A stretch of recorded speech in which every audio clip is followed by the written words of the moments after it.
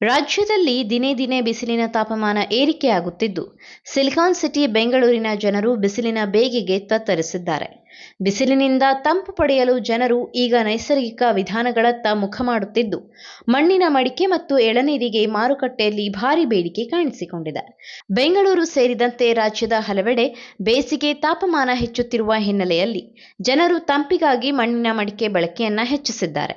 ಫೆಬ್ರವರಿಯಿಂದಲೇ ಆರಂಭವಾದ ಬಿಸಿಲಿನ ತಾಪ ಕಡಿಮೆಯಾಗದ ಕಾರಣ ಮಾರುಕಟ್ಟೆಗಳಲ್ಲಿ ಮಡಿಕೆ ಖರೀದಿಸುವವರ ಸಂಖ್ಯೆ ಹೆಚ್ಚಾಗಿದೆ. ಮಾರುಕಟ್ಟೆಗಳಲ್ಲಿ ಬಣ್ಣ ಬಣ್ಣದ ಮಡಿಕೆಗಳು, ಟ್ಯಾಪ್ ಹೊಂದಿರುವ ಮಡಿಕೆಗಳು, ಮಣ್ಣಿನ ಲೋಟಗಳು ಮತ್ತು ಆಕರ್ಷಕ ವಿನ್ಯಾಸದ ಬಾಟಲ್ಗಳು ಜನರನ್ನ ಸೆಳೆಯುತ್ತಿದೆ.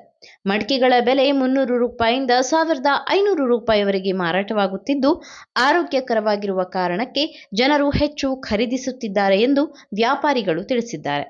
ಇನ್ನೊಂದೆಡೆ ಬಿಸಿಲಿನ ತಾಪ ಹೆಚ್ಚಾದ ಹಿನ್ನೆಲೆ ಎಳನೀರಿನ ಬೇಡಿಕೆಯೂ ಹೆಚ್ಚಾಗಿದೆ.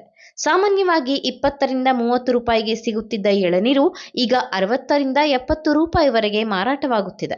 ಬಿಸಿಲಿನ ಬೇಗೆ ತಣಿಸಲು ಜನರು ಎಳನೀರು ಸೇವಿಸುವತ್ತ ಹೆಚ್ಚಿನ ಆಸಕ್ತಿ ತೋರುತ್ತಿದ್ದಾರೆ.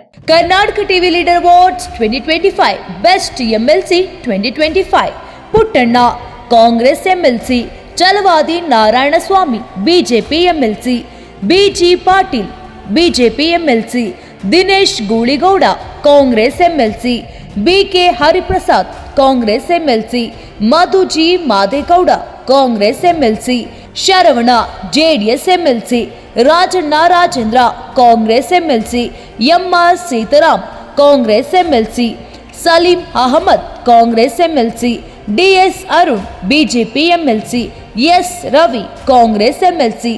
ಕರ್ನಾಟಕ ಟಿವಿ ವಾಟ್ಸ್ಆಪ್ ಚಾನೆಲ್ ಮೂಲಕ ವೋಟ್ ಮಾಡಿ ಹಾಗೂ ಇವರಲ್ಲಿ ಬೆಸ್ಟ್ ಎಂಎಲ್ಸಿ ಯಾರು ಕಮೆಂಟ್ ಮಾಡಿ. ನೀವು ಸಣ್ಣ ಆಗ್ಬೇಕಲ್ವಾ? ಅದು ಒಂದು ಉತ್ತಮ ಆಹಾರದಿಂದ ಸಣ್ಣ ಆಗ್ಬೇಕಲ್ವಾ? ಪ್ರತಿದಿನ ನಮ್ಮ ಜೀನಿ ಸ್ಲಿಮ್ನ ಯೂಸ್ ಮಾಡಿ ಯಾವುದೇ ಸೈಡ್ ಎಫೆಕ್ಟ್ ಇಲ್ದಂಗೆ ನೀವು ಸಣ್ಣ ಆಗ್ತೀರಾ.